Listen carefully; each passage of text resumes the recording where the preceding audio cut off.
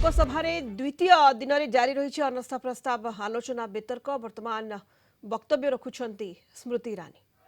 2012 में तरुण गोगोई जी ने स्वयं वक्तव्य दिया है कि दंगे हो रहे हैं, लेकिन कांग्रेस की केंद्र की सरकार ना ट्रूप्स दे रही है, ना इंटेलिजेंस दे रही है।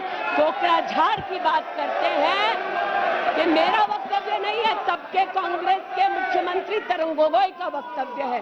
कोकराझार में हिंसा होती है, धुबड़ी में 3-3 महीने कर्फ्यू रहता है। आज महोदय जो लोकतंत्र की दुहाई दे चुके हैं, हम बार बार इस सदन में बार बार इमरजेंसी की गाथा को याद करते हैं। इस सदन में हम लोग बार बार उन नेताओं को, उन सामाजिक संस्थाओं को, उन मीडिया के बंधुओं को, उनकी प्रिंटिंग प्रेस कैसे जबरन बंद कर गई, उसको इस पर विस्तृत चर्चा होती है। लेकिन इमरजेंसी के कालखंड में साधारण महिला का इन्होंने, कांग्रेस पार्टी ने क्या हश्र किया। स्नेहलता रेड्डी की आज बात करना जरूरी है। बेंगलुरु की जेल में बंद किया गया, और इसलिए बंद किया गया क्योंकि वो सोशलिस्ट थी, भाजपाई नहीं थी, सोशलिस्ट थी। और जब बंद किया 2 मई 1976 को, तब उन्होंने अपनी प्रिजनर्स डायरी में लिखा, और मैं कोट कर रही हूं, जो पब्लिकली अवेलेबल है। As a woman comes in, she is stripped naked in front of everyone else. When a human being is sentenced, is the punishment not enough? Must the human body be degraded and humiliated? ये स्नेहलता रेड्डी के शब्द हैं, जो उन्होंने emergency के कालखंड में jail में लिखे, अपनी अचीवमेंट्स को बताते हुए। जून 6, 1974 में स्नेहलता रेड्डी लिखती है that at least I have achieved something here. I have stopped the horrible beatings the women prisoners used to get. ये कांग्रेस का इतिहास है, और ये भारत की बात करते हैं।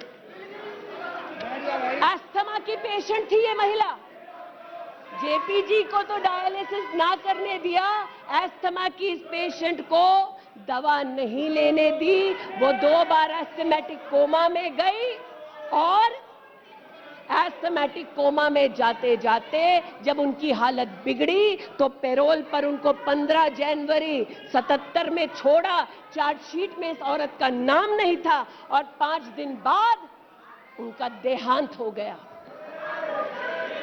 इनका इतिहास खून से सना है, और जिनकी हत्या हुई आज वो इनको कटघरे में नहीं ला सकते, इसलिए आज इस सदन में मैं उनका नाम ले रही हूं, उनके बारे में बोल रही हूं। चाहते हैं कि मणिपुर पे चर्चा हो, मणिपुर पे चर्चा करने के लिए बार बार पार्लियामेंट्री अफेयर्स मंत्री ने गुहार लगाई, बार बार देश के गृह मंत्री ने कहा, हमारे श्रद्धेय राजनाथ जी ने भी कहा कि आप मणिपुर पे सदन पर चर्चा कीजिए, हम चर्चा के लिए तैयार हैं। भागे ये, हम नहीं। भागे ये और हम नहीं। और भागने के पीछे कारण क्या? क्योंकि गृह मंत्री जब बोलने लगेंगे, परतें जब खुलने लगेंगी, तब ये मौन साध लेंगे। मौन मुद्रा का उल्लेख हुआ था, मौन थे ये लोग कई चीजों पर, और आज भी हैं। अध्यक्ष महोदय, मेरे हाथ में केपीएमजी की एक रिपोर्ट है जो इनके कार्यकाल से संबंधित है, जो कहता है कि करप्शन की वजह से यूपीए की कार्यकाल में हमारे देश की जीडीपी की ग्रोथ को 9% का नेगेटिव इम्पैक्ट होगा, ये अंतर्राष्ट्रीय एजेंसीज बोल रही थी, लेकिन ये चुप थे, आज भी चुप हैं। जो लोग जीरो लॉस थियरी सिखाते थे, आज उसी कांग्रेस के एक नेता को कोयला घोटाले के लिए सजा हुई है और वो चुप है। लेकिन चुप और बहुत सारी चीजों में रहे महोदय। 2005-6 में यूपीए की सरकार को यह ज्ञात हो गया था कि खुले में शौच करने की वजह से महिलाओं का बलात्कार हो रहा है। 2005-6 में इनको पता था, ये सरकारी सर्वे में ज्ञात हुआ है, लेकिन ये चुप थे। 2010 में वर्ल्ड बैंक की रिपोर्ट ने कहा, इनकी तब सरकार थी, कि स्वच्छता ना होने की वजह से देश की जीडीपी पर 6.4 का नेगेटिव इंपैक्ट है। ये चुप रहे। महिला का बलात्कार खुले में शौच में हो रहा था, इनको पता था, ये चुप रहे। 2014 तक देश में केवल 39% आबादी को इन्होंने टॉयलेट की व्यवस्था सुनिश्चित करके दी। 2019 तक 100% कवरेज हुआ। 110 मिलियन टॉयलेट। ये हंसते हैं इस पे अध्यक्ष जी। शायद इनको पता नहीं है कि एक महिला के लिए दिन की शुरुआत में शौच के लिए बाहर जाना या सूर्यास्त का इंतजार करना, शौच के लिए बाहर जाना और वहां उसका शारीरिक शोषण होना, बलात्कार होना, ये कितनी बड़ी सामाजिक और क्रिमिनल चुनौती है, इस बात से इनको कोई सरोकार नहीं, इसलिए उपहास का विषय बनाते हैं। आज मुझे ये कहते हुए शर्मिंदगी है कि मैं यहां पर कह रही हूं कि खुले में शौच करने वक्त औरत का बलात्कार होता है, ये उपहास उड़ा रहे हैं और महिला उपहास उड़ा रही है। शायद यही लक्षण है कांग्रेस मिथ अलायंस के कि औरत का बलात्कार हो तो ये हंसे, भारत मां की हत्या की बात हो तो ये यहां पर तालियां पीटे। ये कांग्रेस का लक्षण है। इनकी प्रस्तावना के वक्त ये कहा गया कि हम बात करेंगे मात्र एक व्यक्ति से, हम किसी मंत्री से बात नहीं करेंगे, क्योंकि मंत्रियों की कार्यशैली पर इनको चर्चा नहीं करनी।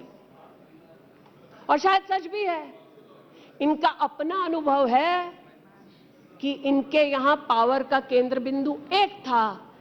यहां पर फर्क यह है कि हम सब कलेक्टिव रिस्पॉन्सिबिलिटी के भागीदार हैं।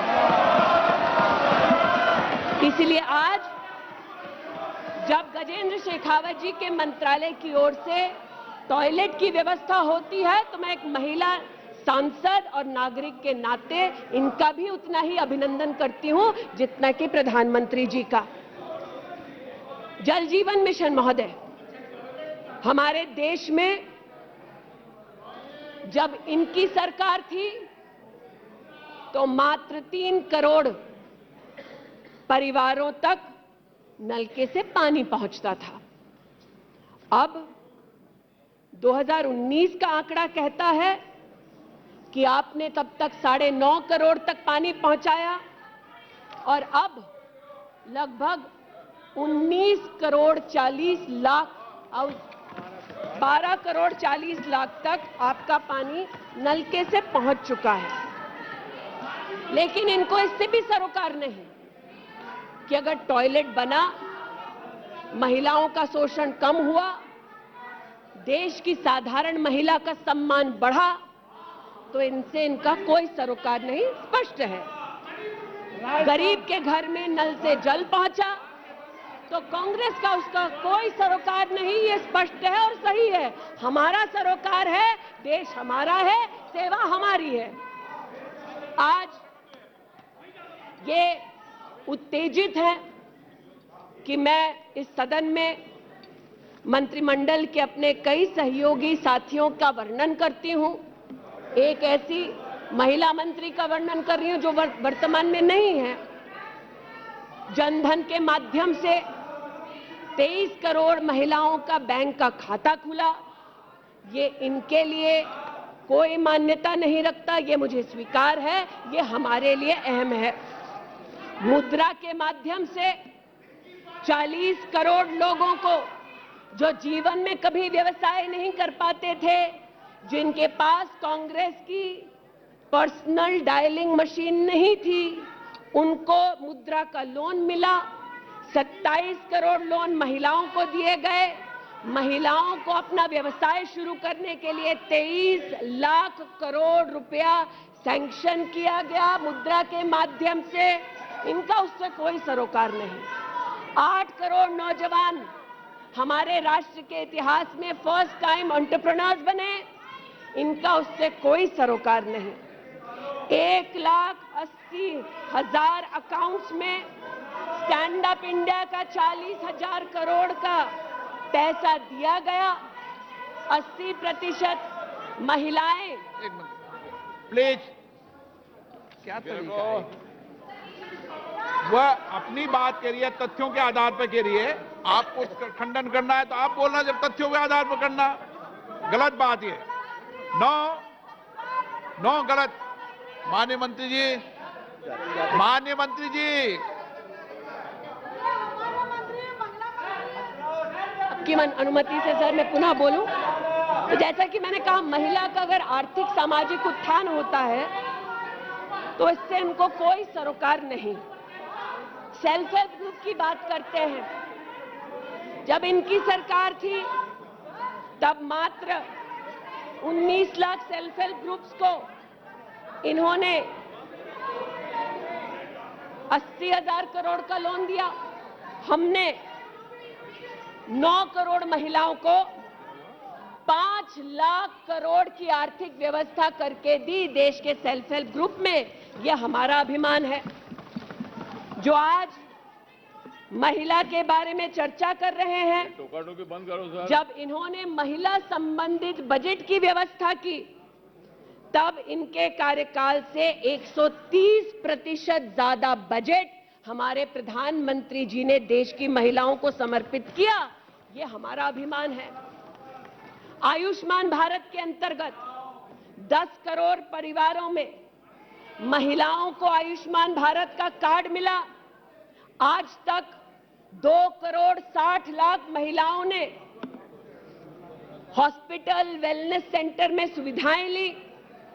ब्रेस्ट कैंसर में 12 करोड़, सर्विकल कैंसर में 8 करोड़ महिलाओं ने स्क्रीनिंग कराई।